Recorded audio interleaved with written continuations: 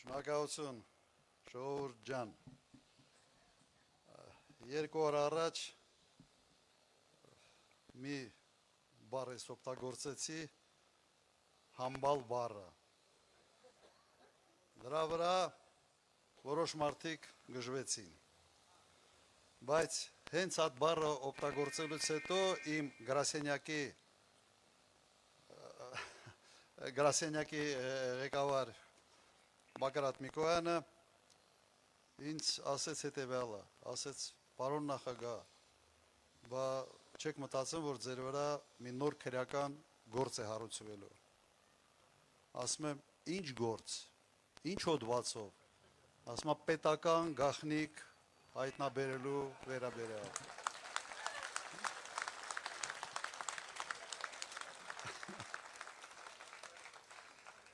Սա է մեր իրականությունը, ժողովուրդ։ Բայց այս իրականության հետ հաշվի մենք երևի պետք է հաշվի նստել, բայց չպետք է ենթարկվենք եւ չպետք է կոտրվենք։ Յուրաքանչյուր երկրի առջև կանգնած են տարբեր կարգի սպառնալիքներ։ Կարող է լինի պատերազմի սպառնալիք, կարող է լինի բնական աղետի սպառնալիք, կարող է լինել ներքաղաքական ճգնաժամի սպառնալիք, կարող է լինել տարբեր այլ սպառնալիքներ։ Բայց ամենից մեծ սպառնալիքը թույլ, ստախոս, դավաճան, ղեկավարն է։ Ամենից մեծ սպառնալիքը։ Անհավասարակշիռ եւ իստերիկ։ Եվ ինչի համար է սա ամենից մեծ սպառնալիքը։ Որովհետև ի պաշտոն է այդ առաջնորդը պարտավոր է գործ ունենալ այն մյուս սպառնալիքների հետ։ Եվ այդ տեսակի մարդը չի կարող հաղթահարել ոչ մի վտանգ, չի կարող հաղթահարել ոչ մի սպառնալիք եւ ինքը գումարվում է իր տեսակով այդ սպառնալիքներին։ Կրկնեմ, լինի դա պատերազմ, լինի բնական աղետ կամ որևէ այլ բան։ Սենց մուլտիպլիկատորի էֆեկտ է ունենում։ Եթե պատերազմ է, անխուսափելի պարտվում է նման կարգի առաջնորդը։ Եվ դա է պատճառը, որ փորձում է այսօր ամբողջ դիսկուրսը բերել մեկ հարցին, ոչ թե ոնց անենք, որ հաղթահարենք դժվարությունները, այլ ոնց անենք, որ ենթարկվենք այս դժվարություններին։ Սա է այսօրվա հիմնական, այսպես ասենք, իշխանության կեցվածքի մոդելը։ Կրկնեմ, ոչ թե հաղթահարել դժվարությունները, այլ ենթարկվել այդ դժվարություններին։ Եթե ճնշում են, ուրեմն հետ քայլ արա, եթե բան են պահանջում, կատարի պահանջը, միգուցե այդ բան քեզանից պահանջողը ինքը հետ քաշվի իր պահանջների մեջ։ Հետ չի քաշվելու։ Մենք լավ գիտենք մեր հարևաններին։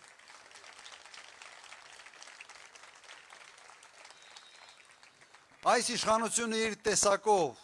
իր կարգախոսներով մահաբեր իշխանություն է։ Իմ մոտ հարց է առաջանում, էլ ինչ պիտի անի Նիկոլ Փաշինյանը, էլ ինչ պիտի անի, որ վերջապես մեր ժողովուրդը ամբողջությամբ, ամբողջ կազմով հիասթափվի իր մեջ։ Ես չեմ գտնում, թե էլ ինչ պիտի անի։ Տպարությունը այսպիսին է, որ կարող վաղը գասի իմալավ Հայաստանի անունը փոխենք,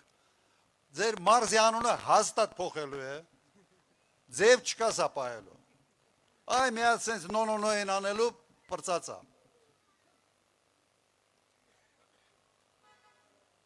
21 թվականին ընտրությունների ժամանակ ինքը ասում էր, որ անվտանգության երաշխավորն է Արցախի եւ ինքը ստացել է մանդատ եւ այդ մանդատով կստանա մանդատ եւ այդ մանդատով հետ կվերադարձնի Շուշին եւ Հադրութ։ Արեց ճիշտ հակառակը։ Մեր գլխին բերեց նոր պատերազմներ, նոր զոհեր, նոր տարածքային կորուստներ։ Հիմա եւս մեկ անգամ հարցնում եմ, էլ ինչ պետք է անի այս մարդը, որ մենք դադարենք հավատալ ստախոսության չեմպիոնին։ Ոչ միայն Հայաստանի չեմպիոնն է, տիեզերքի չեմպիոն է։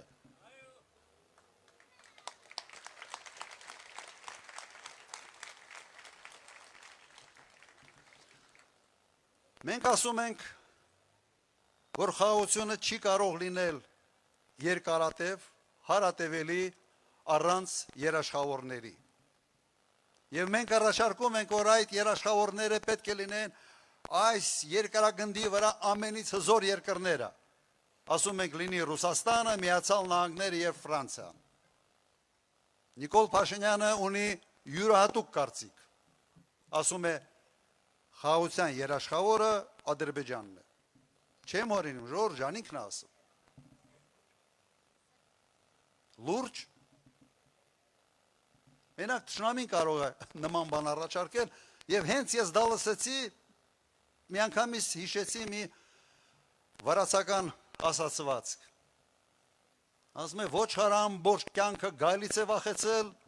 հետո հայտնվել է Չոբանի սեղանին։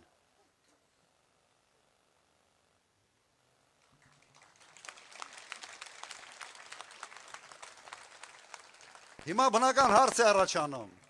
Ինչի համար Հայաստանի վարչապետը չի ուզում, որ խաղաղությունը երաշխավորեն աշխարհի հզոր երկրներ։ Լավ մի պատճառ կա, բացատրություն կա։ Միակ բացատրությունը, որ այդ դեպքում ինքը այլևս պետք չի լինելու։ Ինքը չի կարողանալու իր այն գոյությունը պաշտոնի այդ աթոռին հիմնավորել որևէ բանով։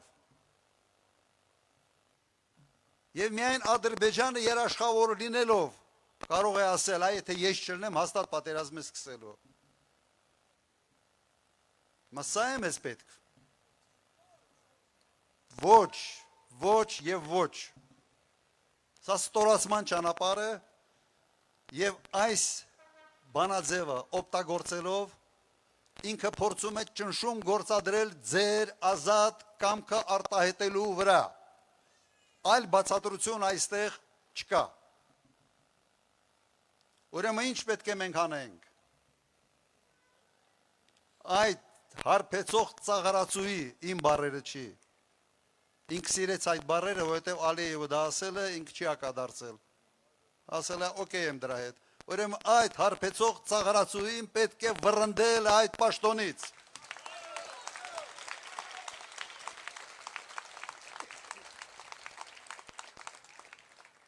Եվ դա մենք կարող ենք անել հունիսի 7-ին,